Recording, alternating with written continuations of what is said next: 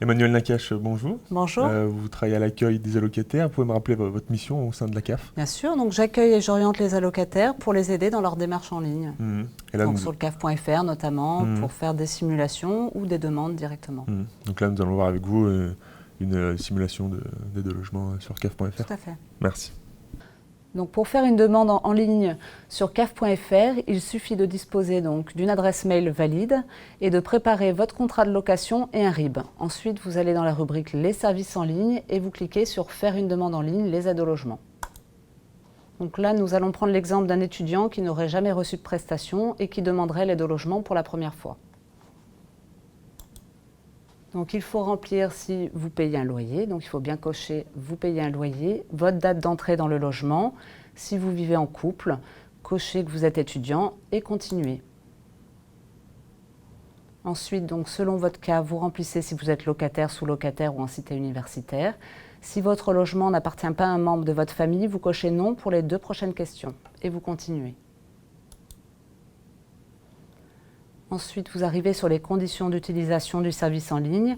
Il faut en prendre connaissance avant de les cocher et de commencer votre saisie. Là, vous avez un petit récapitulatif des pièces réclamées, donc votre contrat de location et un RIB, et vous continuez. Donc, vous allez renseigner votre état civil, votre nom, prénom, date de naissance, lieu de naissance, nationalité. Pensez bien à remplir en intégralité votre numéro de sécurité sociale avant de continuer. Donc votre état civil est récapitulé, remplissez bien votre commune de naissance et continuez. Donc là, il faut indiquer si vous avez déjà perçu des prestations de la CAF ou d'un autre organisme et si vos parents en perçoivent toujours pour vous, puis vous continuez. Vous allez maintenant renseigner votre situation familiale, célibataire, séparé, donc vous cochez selon votre cas. Si personne d'autre ne vit avec vous dans le logement, indiquez 0 avant de continuer.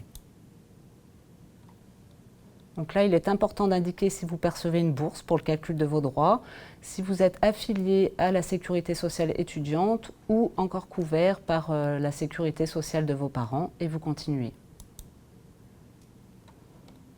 Donc là, vous allez indiquer votre date d'entrée dans le logement. Donc c'est la date à partir de laquelle vous allez vous acquitter d'un loyer. La date de début de votre bail, l'adresse et la commune de résidence et vous continuez. Indiquez bien un numéro de téléphone valide pour qu'on puisse vous joindre facilement et continuez. Vous allez maintenant renseigner votre RIB pour le versement de vos prestations et continuez. Donc là, maintenant, nous allons arriver sur l'écran des ressources 2012. Donc, si vous avez perçu des salaires en 2012, pensez bien les déclarer. Sinon, cochez la case « Aucun revenu » et continuez. Indiquez si vous avez un colocataire. Cochez votre bailleur et continuez. Donc là, on va vous demander le numéro de SIRET du bailleur.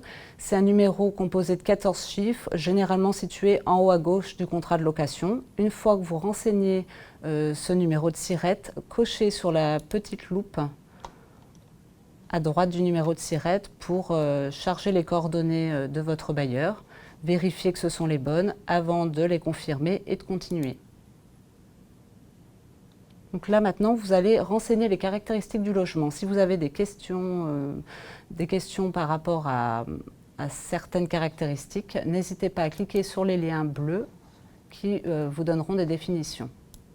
Donc là, vous renseignez la superficie du logement, s'il est meublé, si c'est une chambre seule et s'il est décent, et vous continuez. Maintenant, vous allez renseigner le montant de votre loyer hors charge, le montant de votre charge, le premier mois payé, donc en intégralité ou non, ainsi que la date de début de votre contrat de location et le titulaire du bail. Vous continuez. Donc, indiquez si vous payez un deuxième loyer pour un logement supplémentaire et continuez. Donc vous accédez désormais au récapitulatif de votre demande d'aide au logement en ligne. Vous pouvez à tout moment la modifier en cliquant sur les liens bleus. Donc vous vous retrouverez dans les rubriques à modifier. Si vous avez un doute, vous avez la possibilité de continuer plus tard votre saisie avant la validation finale en cliquant sur Continuer plus tard. Et là, donc, on va envoyer un lien de sauvegarde au mail que vous aurez renseigné. Et votre demande d'aide au logement est terminée.